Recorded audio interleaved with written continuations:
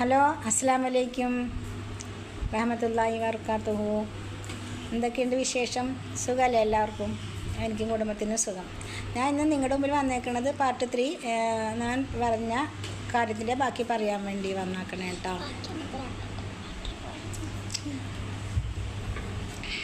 അപ്പോൾ എൻ്റെ പ്രസവത്തിൽ എൻ്റെ ആദ്യത്തെ പ്രസവത്തിലുണ്ടായ അനുഭവത്തെക്കുറിച്ച് ഞാൻ പറഞ്ഞില്ലേ, അത് എൻ്റെ എന്താ വെച്ചാൽ എന്നെ വന്നിട്ട് പ്രസവേദനത്തെ അർദ്ധരാത്രിയിൽ പ്രസവവേദന വന്ന് എന്നെ ഇങ്ങനെ ഞാൻ സഹിച്ച് അങ്ങനെ റൂമിൻ്റെ ഉള്ളിൽ ഇങ്ങനെ കിടക്കാൻ വേണ്ടി വന്നു.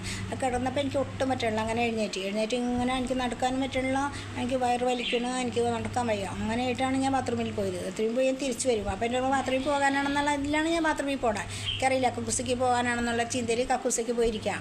അവിടെ ചെന്നിരുന്നിട്ടൊന്നും ഒരു പ്രയാസം കൂടി വന്നല്ലാണ്ട് ഞാൻ ഇങ്ങനെ എഴുന്നേറ്റ് ഒരു കണക്കിൽ എഴുന്നേറ്റ് ഇങ്ങനെ വരും. അപ്പോഴും വീണ്ടും എനിക്ക് കക്കൂസി പോകും തോന്നും. പിന്നെ ഞാൻ കക്കൂസി പോകും. അങ്ങനെ നിരന്തരം ഇതന്നെ പോക്കും. അങ്ങനെ വെളുപ്പിന് 5 മണി വരെ ഞാൻ കഴിച്ചു കൂട്ടി. അന്ന് എൻ്റെ ഭർത്താവിൻ്റെ വീട്ടിൽ കാറും വണ്ടിയൊന്നുമില്ല. ബസ്സിന് പോകണം. ഇങ്ങനെ ഹോസ്പിറ്റലിൽ പോകണമെങ്കിൽ ബസ്സിന് പോകണം. അങ്ങനെ പിന്നെ 5 മണി കഴിഞ്ഞ ശേഷം ഭർത്താവ് പോയി ഒരു ഓട്ടോറിക്ഷ വിളിച്ചുകൊണ്ട് വന്ന് എന്നെ ഹോസ്പിറ്റലിൽ ഡോക്ടറിൻ്റെ വീട്ടിൽ കൊണ്ടുപോയി.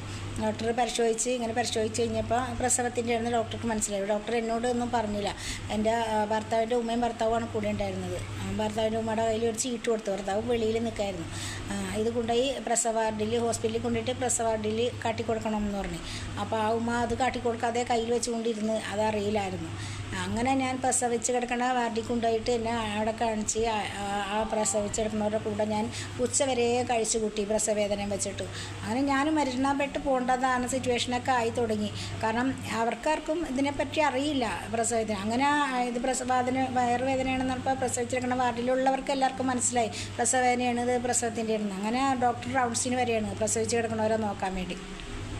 അപ്പോഴാണ് എന്നെ കാണുന്നത്. അപ്പോൾ അവർ വിചാരം ഞാൻ പ്രസവിച്ചിട്ടുണ്ടാവും, ഞാൻ ലേബർ റൂമിൽ ഉണ്ടാവും എന്നൊക്കെയുള്ള ചിന്തയിൽ അവർ ആദ്യം OP-യിൽ ഈ റൗണ്ട്സിന് വരെയാണ് വാർഡിൽ നോക്കാൻ വേണ്ടി പേഷ്യൻറ്റുകൾ ഉണ്ടാവുമല്ലോ. അപ്പോൾ അവരൊക്കെ നോക്കാൻ വേണ്ടി വന്നുകൊണ്ടിരിക്കുമ്പോൾ ഞാനൊരു പേഷ്യൻറ്റിൻ്റെ ബെഡിൽ കിടക്കണം. അപ്പോഴാണ് ഞാൻ പ്രസവിച്ച കുട്ടി എവിടെയെന്ന് അവർ ചോദിക്കുന്നത്. അപ്പോൾ പെട്ടെന്ന് ഞാൻ ഇവിടെ ഇങ്ങനെ രാവിലെ സുഖമില്ലാതെ ഡോക്ടറെ വന്ന് കാണാൻ വന്നില്ലേ, ആ ആളാണ് ഞാൻ. അതന്നെ.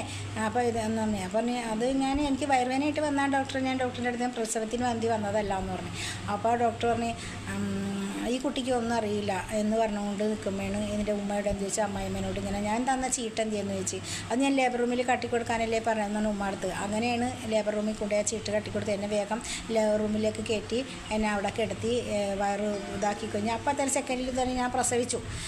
അതിനെ അത് കഴിച്ച് വെച്ചുകൊണ്ടിരിക്കുന്നത്. അപ്പോൾ അവർ പറഞ്ഞ വലിയ ഭാഗ്യം, ഞാൻ കുട്ടിയുടെ കാലാണ് പ്രസവിച്ചു പോകുന്നത്. അപ്പോൾ അങ്ങനെയൊന്നും പ്രസവിക്കില്ല, അതൊക്കെ വലിയ അപകടമുള്ള കാര്യമാണല്ലോ. അത് അവർ വേഗം എന്നെ കിടത്തി എൻ്റെ കാലൊക്കെ കുത്തി വെക്കാൻ പറഞ്ഞ് പെട്ടെന്ന് ഞാൻ അവർ കൈയിട്ട് കുട്ടീനെ ഇങ്ങനെ എടുക്കുകയാണ് ചെയ്തത്. എടുത്തത് കാല് തുടങ്ങി അവരിടുക. അപ്പോൾ അവരിങ്ങനെ എടുക്കുമ്പോൾ വിഡൈഫ് ഇങ്ങനെ പറയാനുണ്ട്. ഇങ്ങനെ 2 പേര് കൂടിയാണ് എൻ്റെ ഇങ്ങനെ നിന്ന് 2 സിസ്റ്റർമാർ. അപ്പോൾ ഇങ്ങനെ കാണിക്കണം. അപ്പോൾ ഞാൻ എന്താണെന്ന്, അപ്പോൾ ഞാൻ എന്ത് കണ്ടിട്ട് ഇങ്ങനെ കാണിക്കണം എന്നുള്ള ചിന്തയായിരുന്നു. അപ്പോൾ തന്നെ ഈ കുട്ടീനെ ഇങ്ങനെ എടുത്തതാണ് അവർ. ഒരു പാത്രം അവരിങ്ങനെ എടുത്തുകൊണ്ട് വന്നത് ഞാൻ കണ്ടു. ഒരു ഒരു പാത്രം എടുത്തുകൊണ്ട് വന്നതാണ്. ഗവൺമെൻറ് ഹോസ്പിറ്റലായിരുന്നു. അപ്പോൾ ഒരു പാത്രം എടുത്തുകൊണ്ട് വന്നത് ഞാൻ കണ്ടു. ആ പാത്രത്തിലേക്ക് ഇങ്ങനെ പറഞ്ഞുകൊണ്ട് ഇങ്ങനെ അവർ കൈയിട്ടെടുത്ത് ഇങ്ങനെ വയ്ക്കണേ ഞാൻ കണ്ടു. അതുകൂടി എൻ്റെ വേദന അങ്ങ് പോയി. പിന്നെ അവരിങ്ങനെ വയറ് പിടിച്ച് ഇതാക്കി. പിന്നെ എനിക്ക് അങ്ങോട്ട് പിന്നെ അങ്ങനെ ഞാൻ ഉറങ്ങിപ്പോയി എന്നുള്ളതാണ് സത്യം. എൻ്റെ ആ വേദന സഹിക്കാൻ പറ്റാതെ എൻ്റെ വേദന മാറിയെന്നുള്ള വിഷമമൊന്നും എൻ്റെ കുട്ടി ഇല്ലാന്നോ എൻ്റെ കുട്ടീനെയാണ് അവരെടുത്തതെന്നോ എൻ്റെ കുട്ടി മരണപ്പെട്ടെന്നോ ഒന്നും എനിക്കറിയില്ലായിരുന്നു.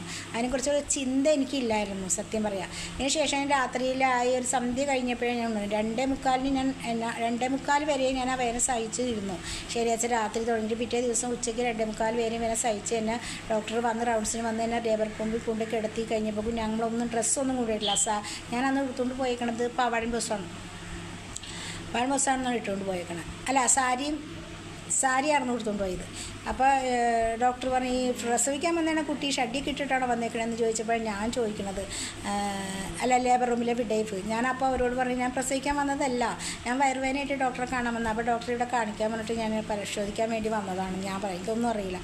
അപ്പോൾ എന്നോടെല്ലാം മാറ്റിയിട്ട് നമ്മൾ അടുത്ത ബെഡിലുള്ള പ്രസവിച്ചെടുക്കണ അവരുടെ ഒരു ലുങ്കി മേടിച്ചിട്ട് അമ്മായിയമ്മ എനിക്ക് തന്നു. ഞാനത് എടുത്ത് അങ്ങനെ ഞാൻ പ്രസവിച്ച് കുട്ടി അപ്പം തന്നെ ആ സെക്കൻഡിൽ ഒരു ജീവൻ ഉണ്ടായിരുന്നു. കുട്ടിക്ക് ഒരു അനക്കം ഉണ്ടായിരുന്നു. അപ്പം തന്നെ മരണപ്പെട്ടു. മരണപ്പെട്ട്. പിന്നെ എൻ്റെ വീട്ടുകാർ അതിന് ശേഷം അന്ന് വീട്ടിൽ ഫോണൊന്നും ഉണ്ടായില്ല, സജ്ജീകരണങ്ങൾ സൗകര്യങ്ങളൊന്നും ഇല്ലാത്ത ഒരു സമയം. ആ സമയത്ത് ഫോണില്ല, എല്ലാ അപൂർവം വീടുകളിലൊക്കെ ലാൻഡ് ഫോണുള്ള ടൈമാണ്, മൊബൈലൊന്നും ഇറങ്ങിയിട്ടില്ല. അങ്ങനെ എൻ്റെ ഉമ്മാനെ എൻ്റെ ഭർത്താവ് വീട്ടിൽ പോയി കാട്ടിക്കൊടുത്ത്.